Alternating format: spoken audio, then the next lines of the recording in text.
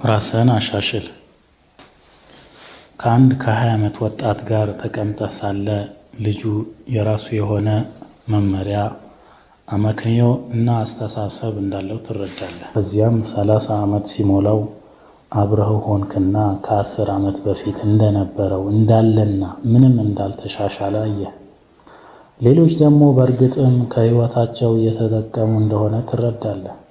በየቀኑ ማለት ይቻላል ራሳቸውን ያሻሽላሉ። በሃይማኖትም ሆነ በሌላ የህይወት ዘርፍ መሻሻል ሳያደርጉ አንዲት ሰዓት አታልፍም።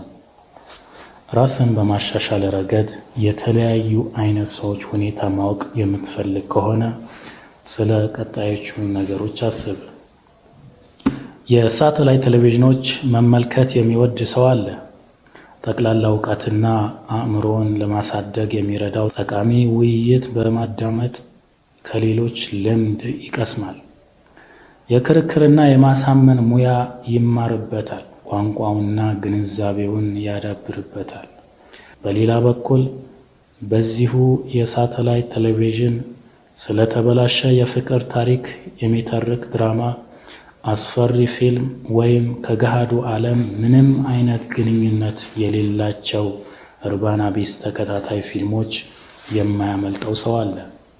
ከ5 ወይም ከ10 ዓመታት በኋላ በሁለቱ ሰዎች መካከል ያለውን ልዩነት ተመልከት። የትኛው ነው ችሎታው ለማሻሻል የሚያስችል መረጃ የሰበሰበው? ጠቅላላ እውቀት የገበየው የትኛው ነው? ሌሎችን የማሳመን ኃይል ያገኘው የትኛው ነው? ከተለያዩ ሁኔታዎች ጋር መስማማት የቻለው የመጀመሪያው ሰው እንደሆነ ምንም ጥርጥር የለውም። የመጀመሪያው ሰው የባህሪ ለውጥ አምጥቶ ታየዋለህ። ሲከራከር ተገቢ መረጃዎችን፣ ማጣቀሻዎችን ይዞ ነው። ሁለተኛው ሰው ግን ከአርቲስቶች፣ ከዘፋኞችና በአንድ ወቅት ከአንድ ሰው ጋር ሲወያይ የሰማውን ንግግር የሚጠቅስልህ። ስንቶች ናቸው ስብዕናቸው የሚያጎለብቱ፣ ክህሎታቸውን የሚያሳድጉና ጠቅላላ እውቀታቸውን የሚጨምሩ ጠቃሚ ዜናዎችና መረጃዎችን የማንበብ ፍላጎት ያላቸው። በሌላ በኩል የስፖርት ወይም የመዝናኛ ዜና ካልሆነ በስተቀር የማያነቡ ብዙዎች ናቸው። በርካታ ጋዜጣዎች የስፖርትና የመዝናኛ ዜናዎች ብቻ በመጨመር ሌላው ዘርፍ በመተው እርስ በርስ የሚወዳደሩበት ደረጃ ላይ ደርሰዋል። በተሰበሰብን ቁጥር ብዙውን ጊዜያችን የምናቃጥለው ስለ እነዚህ ነገሮች በማውራት ነው። ከጅራት ይልቅ ጭንቅላት መሆን ከፈለክ ሁሉንም አይነት ጠቃሚ ክህሎቶችን ተግባራዊ ለማድረግ ሞክር። ከጅራት ይልቅ ጭንቅላት መሆን ከፈለክ ሁሉንም አይነት ጠቃሚ ክህሎቶችን ተግባራዊ ለማድረግ ሞክር። አብደላህ ታታሪ ልጅ ነው፣ ነገር ግን ጥበብ ይጎለዋል። አንድ ቀን የዙሁር ሰላት ለመስገድ ከቤት ወጥቶ ወደ መስጊድ ይሄዳል። ከቤት ያወጣው ለሶላት ያለው ፍቅርና ለሃይማኖቱ ያለው ክብር ነው። ኢቃም ከመደረጉ በፊት ለመድረስ ፈጠን ፈጠን እያለ ይራመዳል። መንገድ ላይ የሥራ ቱታ ለብሶ የቴምር ዛፍ ላይ ተንጠልጥሎ የሚሰራ ሰው ተመለከተ።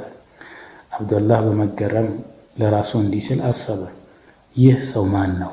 ለሰላት ግድ የሌለው፣ አዛኑ እየሰማ አልሰማም፣ ለተቃረበው ኢቃምም አልተጨነቀም። በቁጣ ውረድና ስገድ ሲል ጮኸበት። ሰውየውም ቀዝቀዝ ብሎ እሺ እሺ አለው። በድጋሚ ፈጥነህ ውረድና ስገድ አህያ አለው። ሰውየውም አህያ ነው ያልከኝ አለና የቴምር ቅርንጫፍ ገንጥሎ ይዞ ወረደ። አብደላህ ግን ፊቱን በጥምጣሙ ሸፍኖ ከብዙ ሰዎች ጋር ተቀላቅሎ ጠፋበት።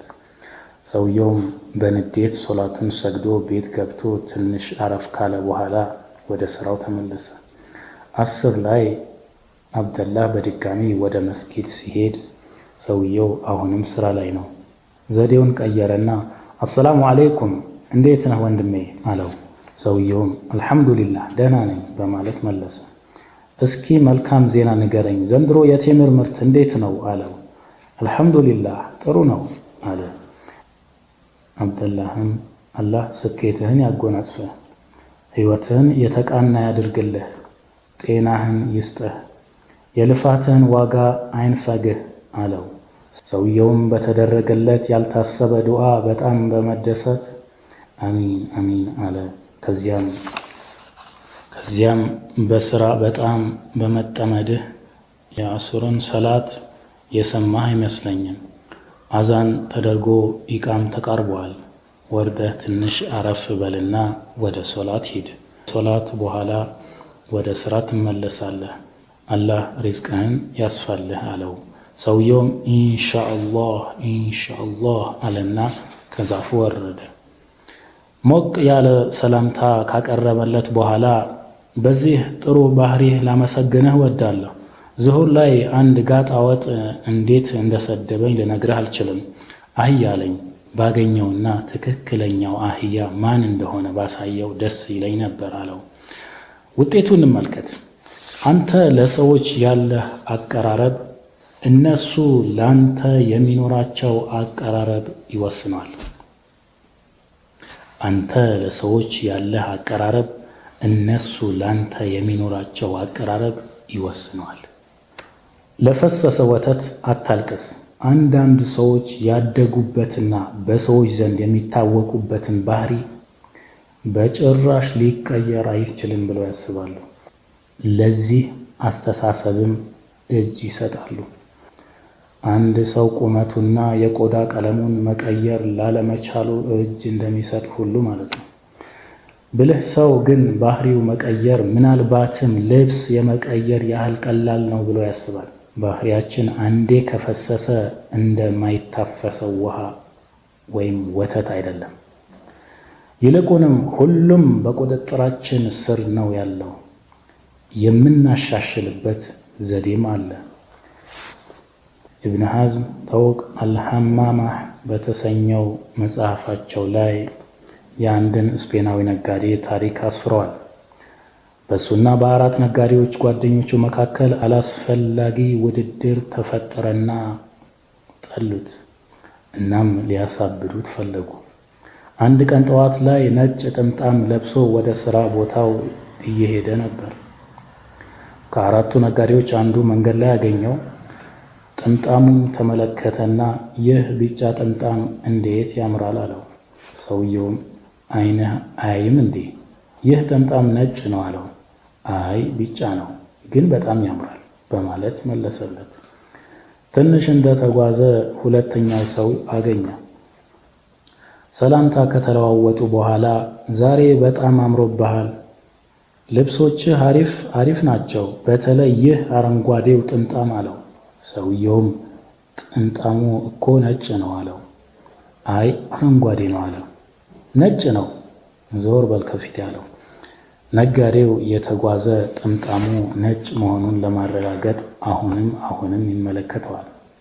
ሱቁ ደረሰና ከፍቶ ገባ። ሦስተኛው ነጋዴ መጣና ዛሬ ምን አይነት ውብ ቀን ነው፣ ልብሶችህ በጣም ያምራሉ፣ ይህ ሰማያዊ ጥምጣም ደግሞ በጣም አሳምሮሃል አለው።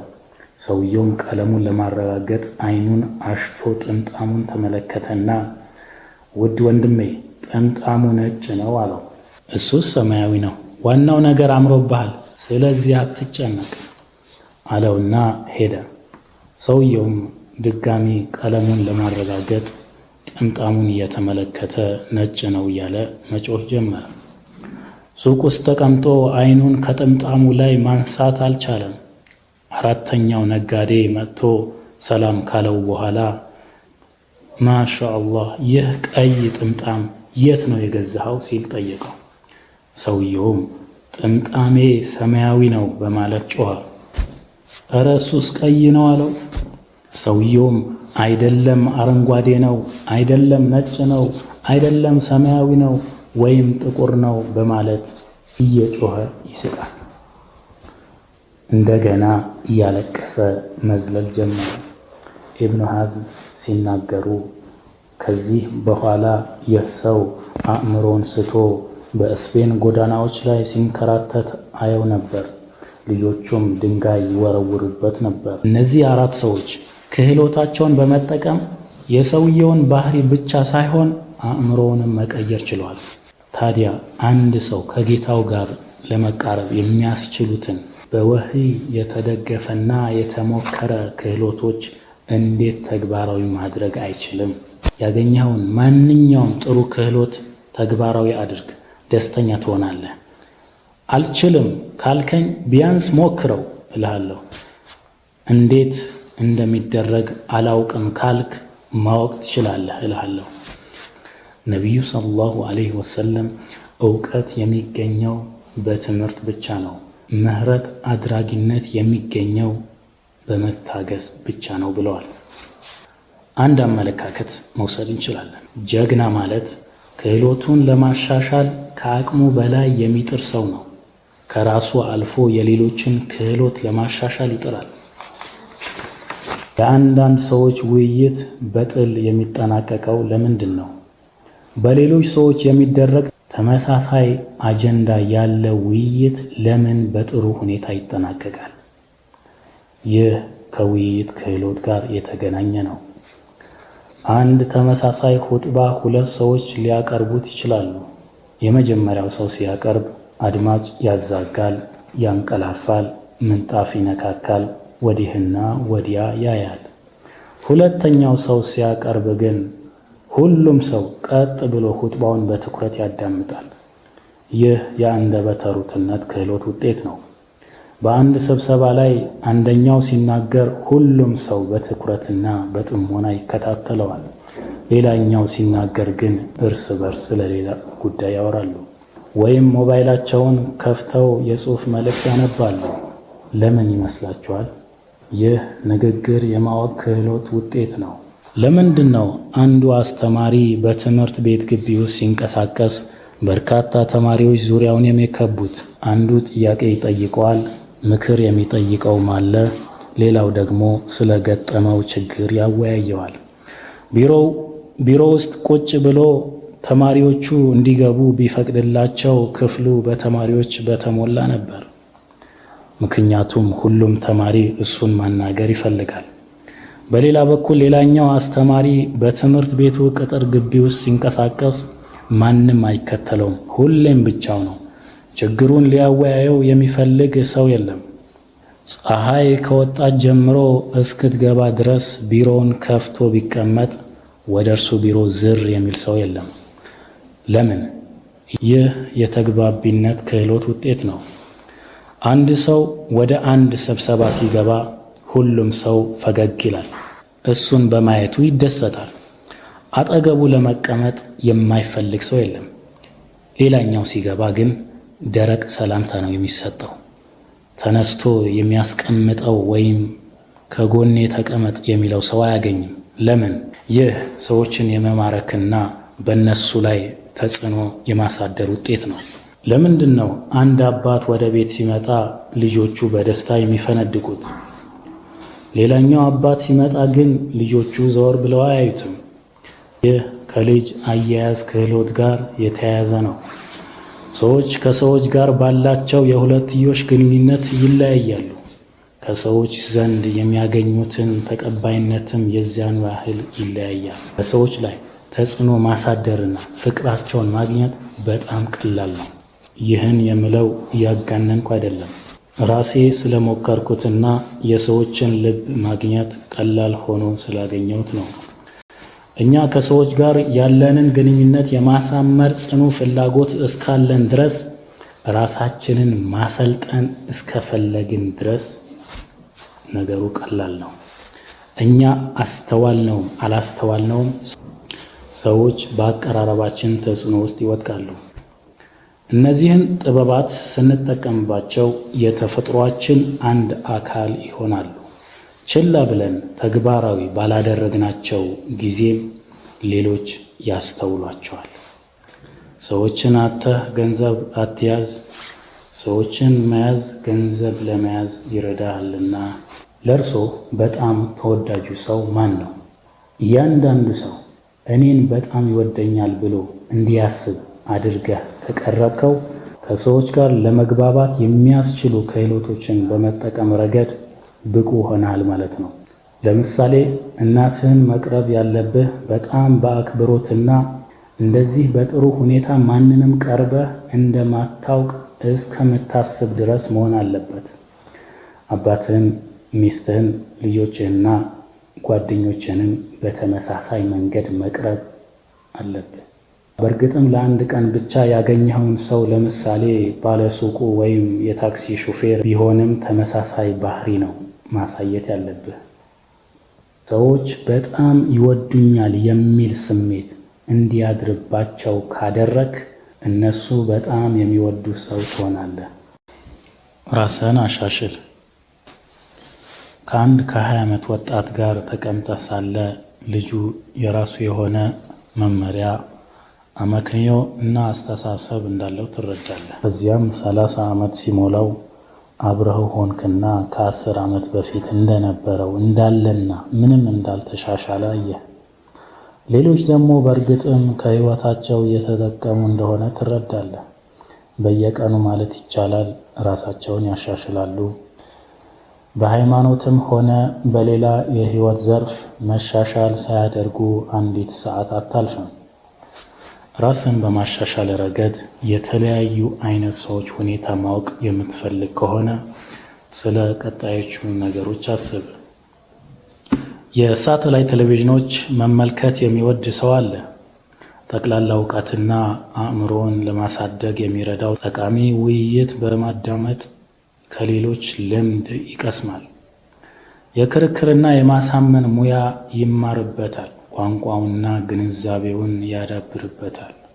በሌላ በኩል በዚሁ የሳተላይት ቴሌቪዥን ስለተበላሸ የፍቅር ታሪክ የሚተርክ ድራማ፣ አስፈሪ ፊልም ወይም ከገሃዱ ዓለም ምንም አይነት ግንኙነት የሌላቸው እርባና ቢስ ተከታታይ ፊልሞች የማያመልጠው ሰው አለ። ከ5 ወይም ከ10 ዓመታት በኋላ በሁለቱ ሰዎች መካከል ያለውን ልዩነት ተመልከት። የትኛው ነው ችሎታው ለማሻሻል የሚያስችል መረጃ የሰበሰበው? ጠቅላላ እውቀት የገበየው የትኛው ነው? ሌሎችን የማሳመን ኃይል ያገኘው የትኛው ነው? ከተለያዩ ሁኔታዎች ጋር መስማማት የቻለው የመጀመሪያው ሰው እንደሆነ ምንም ጥርጥር የለውም። የመጀመሪያው ሰው የባህሪ ለውጥ አምጥቶ ታየዋለህ። ሲከራከር ተገቢ መረጃዎችን፣ ማጣቀሻዎችን ይዞ ነው። ሁለተኛው ሰው ግን ከአርቲስቶች፣ ከዘፋኞችና በአንድ ወቅት ከአንድ ሰው ጋር ሲወያይ የሰማውን ንግግር የሚጠቅስልህ። ስንቶች ናቸው ስብዕናቸው የሚያጎለብቱ፣ ክህሎታቸውን የሚያሳድጉና ጠቅላላ እውቀታቸውን የሚጨምሩ ጠቃሚ ዜናዎችና መረጃዎችን የማንበብ ፍላጎት ያላቸው? በሌላ በኩል የስፖርት ወይም የመዝናኛ ዜና ካልሆነ በስተቀር የማያነቡ ብዙዎች ናቸው። በርካታ ጋዜጣዎች የስፖርትና የመዝናኛ ዜናዎች ብቻ በመጨመር ሌላው ዘርፍ በመተው እርስ በርስ የሚወዳደሩበት ደረጃ ላይ ደርሰዋል። በተሰበሰብን ቁጥር ብዙውን ጊዜያችን የምናቃጥለው ስለ እነዚህ ነገሮች በማውራት ነው። ከጅራት ይልቅ ጭንቅላት መሆን ከፈለክ ሁሉንም አይነት ጠቃሚ ክህሎቶችን ተግባራዊ ለማድረግ ሞክር። ከጅራት ይልቅ ጭንቅላት መሆን ከፈለክ ሁሉንም አይነት ጠቃሚ ክህሎቶችን ተግባራዊ ለማድረግ ሞክር። አብደላህ ታታሪ ልጅ ነው፣ ነገር ግን ጥበብ ይጎለዋል። አንድ ቀን የዙሁር ሰላት ለመስገድ ከቤት ወጥቶ ወደ መስጊድ ይሄዳል። ከቤት ያወጣው ለሶላት ያለው ፍቅርና ለሃይማኖቱ ያለው ክብር ነው። ኢቃም ከመደረጉ በፊት ለመድረስ ፈጠን ፈጠን እያለ ይራመዳል። መንገድ ላይ የሥራ ቱታ ለብሶ የቴምር ዛፍ ላይ ተንጠልጥሎ የሚሰራ ሰው ተመለከተ። አብደላህ በመገረም ለራሱ እንዲህ ሲል አሰበ፣ ይህ ሰው ማን ነው? ለሰላት ግድ የሌለው፣ አዛኑ እየሰማ አልሰማም፣ ለተቃረበው ኢቃምም አልተጨነቀም። በቁጣ ውረድና ስገድ ሲል ጮኸበት። ሰውየውም ቀዝቀዝ ብሎ እሺ እሺ አለው። በድጋሚ ፈጥነህ ውረድና ስገድ አህያ አለው። ሰውየውም አህያ ነው ያልከኝ አለና የቴምር ቅርንጫፍ ገንጥሎ ይዞ ወረደ። አብደላህ ግን ፊቱን በጥምጣሙ ሸፍኖ ከብዙ ሰዎች ጋር ተቀላቅሎ ጠፋበት። ሰውየውም በንዴት ሶላቱን ሰግዶ ቤት ገብቶ ትንሽ አረፍ ካለ በኋላ ወደ ስራው ተመለሰ። 10 ላይ አብደላህ በድጋሚ ወደ መስጊድ ሲሄድ ሰውየው አሁንም ስራ ላይ ነው። ዘዴውን ቀየረና አሰላሙ አለይኩም እንዴት ነህ ወንድሜ አለው። ሰውየውም አልሐምዱሊላህ ደህና ነኝ በማለት መለሰ። እስኪ መልካም ዜና ንገረኝ፣ ዘንድሮ የቴምር ምርት እንዴት ነው አለው። አልሐምዱሊላህ ጥሩ ነው አለ። አብደላህም አላህ ስኬትህን ያጎናጽፍህ፣ ሕይወትህን የተቃና ያድርግልህ፣ ጤናህን ይስጥህ፣ የልፋትህን ዋጋ አይንፈግህ አለው። ሰውየውም በተደረገለት ያልታሰበ ዱዓ በጣም በመደሰት አሚን አሚን አለ። ከዚያም በስራ በጣም በመጠመድህ የአሱርን ሰላት የሰማህ አይመስለኝም። አዛን ተደርጎ ኢቃም ተቃርቧል። ወርደህ ትንሽ አረፍ በልና ወደ ሶላት ሂድ። ሶላት በኋላ ወደ ስራ ትመለሳለህ። አላህ ሪዝቅህን ያስፋልህ አለው። ሰውየውም ኢንሻአላህ ኢንሻአላህ አለና ከዛፉ ወረደ። ሞቅ ያለ ሰላምታ ካቀረበለት በኋላ በዚህ ጥሩ ባህሪህ ላመሰግንህ ወዳለሁ። ዙሁር ላይ አንድ ጋጣ ወጥ እንዴት እንደሰደበኝ ልነግርህ አልችልም። አህያ አለኝ። ባገኘውና ትክክለኛው አህያ ማን እንደሆነ ባሳየው ደስ ይለኝ ነበር አለው። ውጤቱን እንመልከት። አንተ ለሰዎች ያለህ አቀራረብ እነሱ ላንተ የሚኖራቸው አቀራረብ ይወስናል። አንተ ለሰዎች ያለህ አቀራረብ እነሱ ላንተ የሚኖራቸው አቀራረብ ይወስናል። ለፈሰሰ ወተት አታልቅስ። አንዳንድ ሰዎች ያደጉበትና በሰዎች ዘንድ የሚታወቁበትን ባህሪ በጭራሽ ሊቀየር አይችልም ብለው ያስባሉ። ለዚህ አስተሳሰብም እጅ ይሰጣሉ። አንድ ሰው ቁመቱና የቆዳ ቀለሙን መቀየር ላለመቻሉ እጅ እንደሚሰጥ ሁሉ ማለት ነው። ብልህ ሰው ግን ባህሪው መቀየር ምናልባትም ልብስ የመቀየር ያህል ቀላል ነው ብሎ ያስባል። ባህሪያችን አንዴ ከፈሰሰ እንደማይታፈሰው ውሃ ወይም ወተት አይደለም። ይልቁንም ሁሉም በቁጥጥራችን ስር ነው ያለው።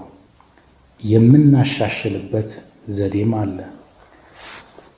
ኢብን ሐዝም ተውቅ አልሐማማህ በተሰኘው መጽሐፋቸው ላይ የአንድን ስፔናዊ ነጋዴ ታሪክ አስፍረዋል።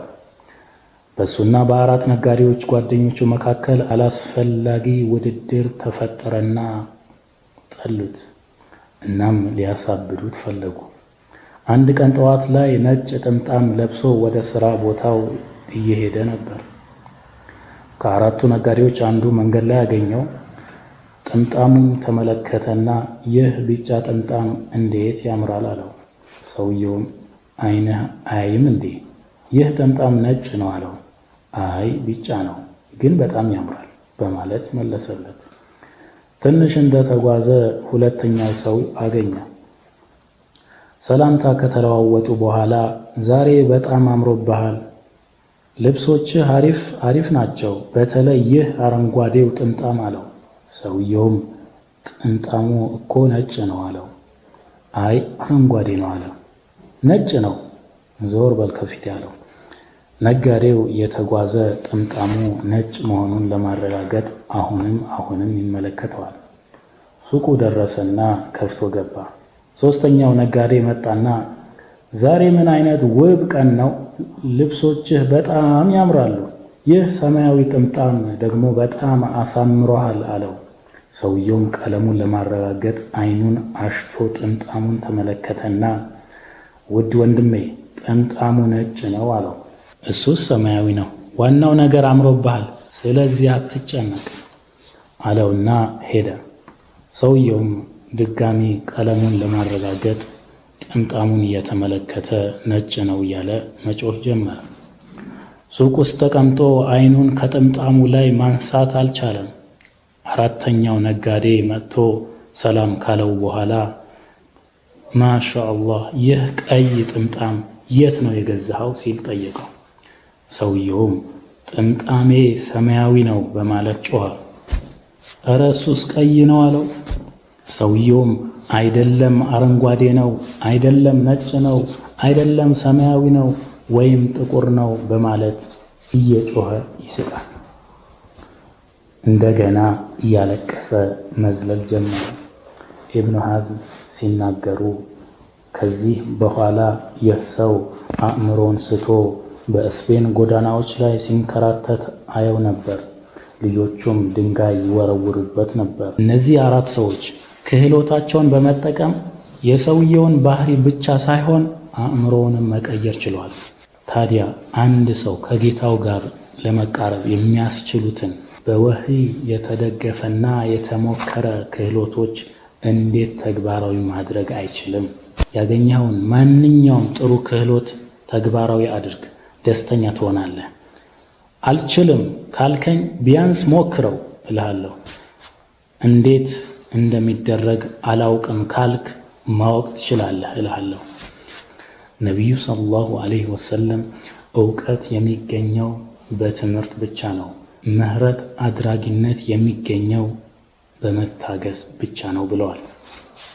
አንድ አመለካከት መውሰድ እንችላለን። ጀግና ማለት ክህሎቱን ለማሻሻል ከአቅሙ በላይ የሚጥር ሰው ነው።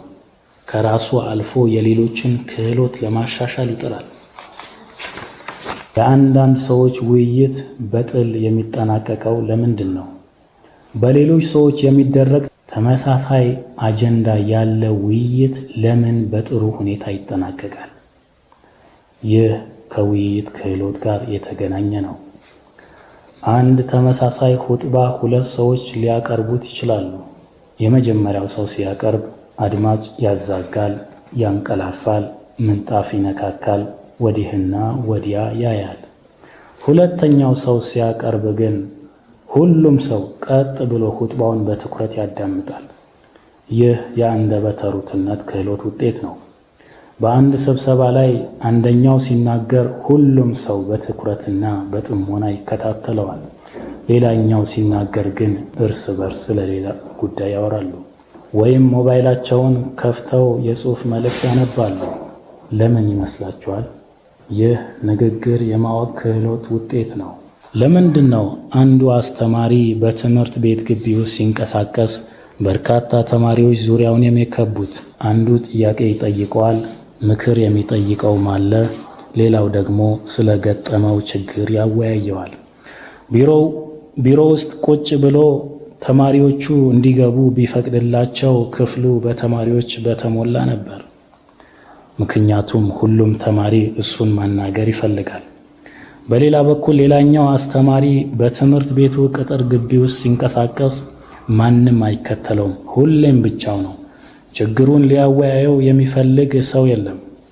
ፀሐይ ከወጣች ጀምሮ እስክትገባ ድረስ ቢሮውን ከፍቶ ቢቀመጥ ወደ እርሱ ቢሮ ዝር የሚል ሰው የለም። ለምን? ይህ የተግባቢነት ክህሎት ውጤት ነው። አንድ ሰው ወደ አንድ ስብሰባ ሲገባ ሁሉም ሰው ፈገግ ይላል፣ እሱን በማየቱ ይደሰታል። አጠገቡ ለመቀመጥ የማይፈልግ ሰው የለም። ሌላኛው ሲገባ ግን ደረቅ ሰላምታ ነው የሚሰጠው። ተነስቶ የሚያስቀምጠው ወይም ከጎኔ ተቀመጥ የሚለው ሰው አያገኝም። ለምን? ይህ ሰዎችን የመማረክና በእነሱ ላይ ተጽዕኖ የማሳደር ውጤት ነው። ለምንድን ነው አንድ አባት ወደ ቤት ሲመጣ ልጆቹ በደስታ የሚፈነድቁት? ሌላኛው አባት ሲመጣ ግን ልጆቹ ዘወር ብለው አያዩትም። ይህ ከልጅ አያያዝ ክህሎት ጋር የተያያዘ ነው። ሰዎች ከሰዎች ጋር ባላቸው የሁለትዮሽ ግንኙነት ይለያያሉ። ከሰዎች ዘንድ የሚያገኙትን ተቀባይነትም የዚያን ያህል ይለያያል። በሰዎች ላይ ተጽዕኖ ማሳደርና ፍቅራቸውን ማግኘት በጣም ቀላል ነው። ይህን የምለው እያጋነንኩ አይደለም። ራሴ ስለሞከርኩትና የሰዎችን ልብ ማግኘት ቀላል ሆኖ ስላገኘሁት ነው። እኛ ከሰዎች ጋር ያለንን ግንኙነት የማሳመር ጽኑ ፍላጎት እስካለን ድረስ ራሳችንን ማሰልጠን እስከፈለግን ድረስ ነገሩ ቀላል ነው። እኛ አስተዋልነውም አላስተዋልነውም ሰዎች በአቀራረባችን ተጽዕኖ ውስጥ ይወድቃሉ። እነዚህን ጥበባት ስንጠቀምባቸው የተፈጥሯችን አንድ አካል ይሆናሉ። ችላ ብለን ተግባራዊ ባላደረግናቸው ጊዜም ሌሎች ያስተውሏቸዋል። ሰዎችን አጥተህ ገንዘብ አትያዝ፣ ሰዎችን መያዝ ገንዘብ ለመያዝ ይረዳሃልና። ለእርሶ በጣም ተወዳጁ ሰው ማን ነው? እያንዳንዱ ሰው እኔን በጣም ይወደኛል ብሎ እንዲያስብ አድርገህ ከቀረብከው ከሰዎች ጋር ለመግባባት የሚያስችሉ ክህሎቶችን በመጠቀም ረገድ ብቁ ሆነሃል ማለት ነው። ለምሳሌ እናትህን መቅረብ ያለብህ በጣም በአክብሮትና እንደዚህ በጥሩ ሁኔታ ማንንም ቀርበህ እንደማታውቅ እስከምታስብ ድረስ መሆን አለበት። አባትህን፣ ሚስትህን፣ ልጆችህንና ጓደኞችህንም በተመሳሳይ መንገድ መቅረብ አለብህ። በእርግጥም ለአንድ ቀን ብቻ ያገኘኸውን ሰው ለምሳሌ ባለሱቁ ወይም የታክሲ ሹፌር ቢሆንም ተመሳሳይ ባህሪ ነው ማሳየት ያለብህ። ሰዎች በጣም ይወዱኛል የሚል ስሜት እንዲያድርባቸው ካደረግ እነሱ በጣም የሚወዱ ሰው ትሆናለህ።